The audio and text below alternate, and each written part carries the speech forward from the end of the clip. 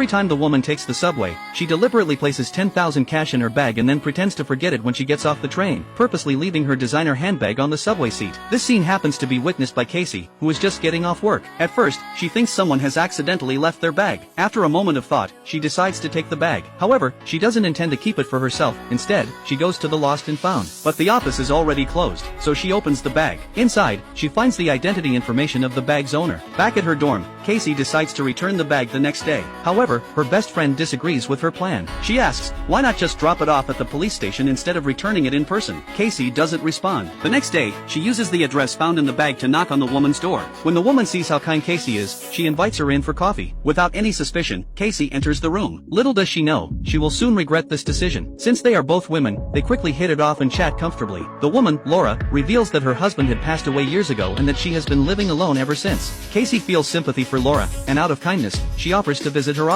Unbeknownst to Casey, as soon as she leaves, Laura begins to observe her social media accounts and even sends her a message in the middle of the night. At first, Casey doesn't think much of it and assumes Laura is just lonely. In the following weeks, Casey frequently meets with Laura, and after several encounters, they quickly become good friends. In fact, Casey even cancels a party she had planned with her best friend to have dinner with Laura. Her best friend doesn't understand Casey's recent behavior. She wonders why a woman Casey barely knows could now have such a close relationship with her, surpassing their own friendship. Seeing that her best friend is somewhat jealous, Casey feels frustrated and leaves the dorm. The next moment, she arrives at Laura's house, ready to have dinner together. Laura asks Casey to find 2 candles in the cupboard, but when Casey opens the cupboard, she is horrified to find multiple identical bags, the exact same one she had returned.